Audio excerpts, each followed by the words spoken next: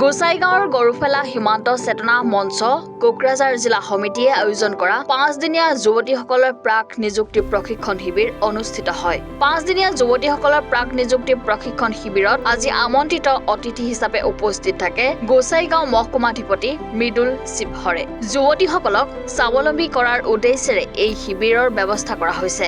16 পৰা 23 বছৰৰ যুৱতীসকলক এই প্ৰশিক্ষণ দিয়া হয়। লগতে ইয়াৰ জৰিয়তে যুৱতীসকলক সেনা বাহিনীত যোগদান কৰাত সহায় কৰিব বুলিও মন্তব্য কৰিছে পৰিচালনা সমিতিয়ে।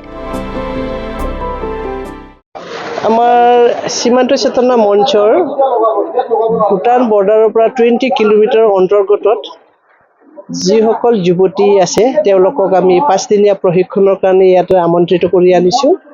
তেওঁলোকৰ বয়সৰ সীমা হৈছে 16 বছৰৰ পৰা 23 বছৰ। এই প্ৰশিক্ষণৰ যোগেদি তেওঁলোকে অৰ্ধসামৰিক সামৰিক সেনা বাহিনীত যোগদান কৰিবৰ কাৰণে আমি প্ৰস্তুতি চলাইছোঁ। আৰু এইটো আমাৰ সীমান্ত চেতনা মঞ্চৰ এটা যুৱতীসকলক স্বাৱলম্বন কৰাৰ কাৰণে এইটো আমাৰ এটা প্ৰয়াস।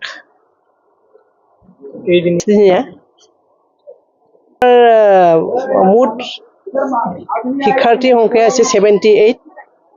ইয়াত আমাৰ বড়ো, ৰাজবংশী, আদিবাসী, বিহাৰী, নেপালী এওঁলোক বিভিন্ন জনগোষ্ঠীৰ লোকসকলে আহি ইয়াতে ট্ৰেইনিংটো লৈছে। কি হৈছে? ট্ৰেইন হিচাপে আমাৰ কোকৰাঝাৰৰ পৰা আহিছে, 2জন আহিছে। ইয়াতে তেওঁলোকক শাৰীৰিক তেওঁলোকৰ সেল্ফ ডিফেন্সৰ কাৰণে শিকা হৈছে।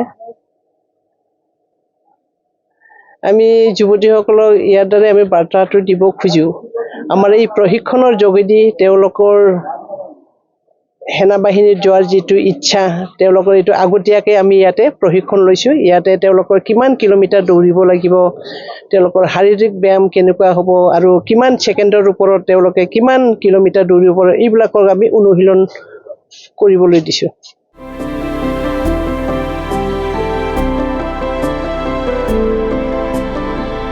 গোসাইগাঁৱৰ পৰা ছফিউৰ ৰহমানৰ ৰিপৰ্ট, এনি ভাৰত 24।